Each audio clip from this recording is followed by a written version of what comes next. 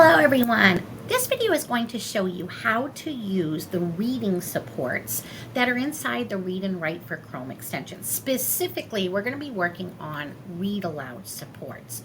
So every student in Lowell has the Read and Write Chrome extension. You can see mine in my top corner there. For students to activate it, it sleeps here inside of the extension button, and they would come down and theirs would be clear. They need to click it blue for it to come to the top.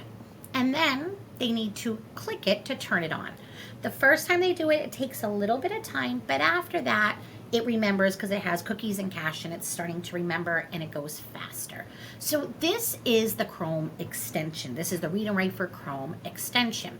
So there are two ways to have things read aloud to you on here. And a third kind of funky way I'm going to show you in a little bit.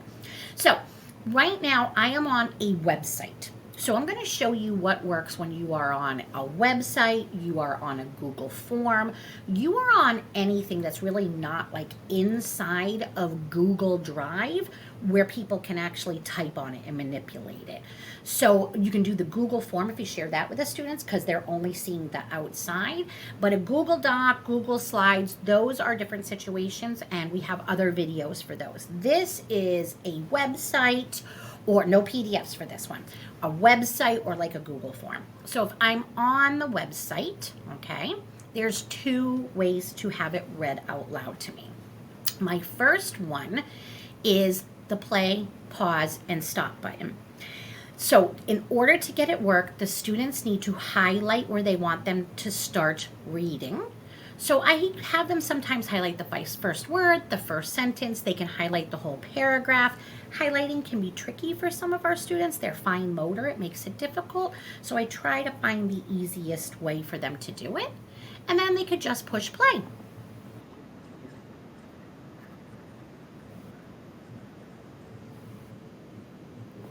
And you'll see it'll continue reading.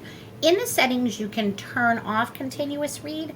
I try to teach the children how to use the pause button because turning it off means then they have to turn the tool back on and do the highlighting again. So it can become a little frustrating for them.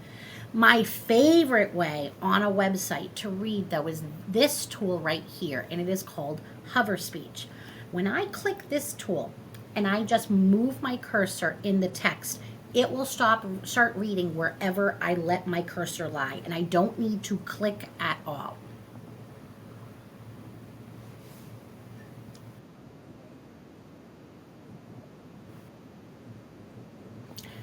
I can turn it off using the stop. I can still use the pause, and then to turn it all the way off, I click here on purple. This is awesome for our littlest learners.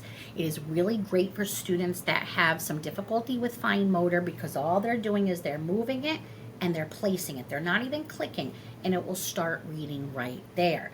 So on a doc, I'm just going to come over here. On a Google Doc, it is a little bit different. As you can see, there is no hover speech, and there's no hover speech because it's not a website.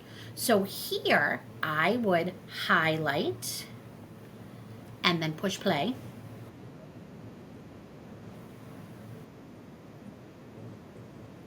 Okay. I have had some teachers tell me that that's great, except they can edit the doc. So first of all, you can use it in a view only mode. So push out the document in view only. Another way to do it is to come File, Share, Publish to Web, and I'm going to publish, click OK, and it's going to give me this link. I'm going to grab this link, and this is a link you can push out in Google Classroom. You can push Google Classroom, you can push it on a Seesaw, and now you can see it's turned the text basically into a website. It's no longer inside of Google. It is just text. I could have pictures in there. You see I have emojis, but it is not inside of Google Drive. This is actually a website. So when I turn on my Read and Write for Chrome, you'll see I actually get my hover speech tool back as well. I got my hover speech and my play and my pause and stop, and now students can't manipulate the text at all. So that is another trick. One last trick is good for students that are having difficulty as they're using these tools, getting to know them, getting to use them. This one right here, it is called Audio Maker. And when you click this, oh, sorry, you have to actually select all the text. Grab it. There we go. Select the text, click here. It will create an MP3 audio of the article that you could now, I'm going to open it.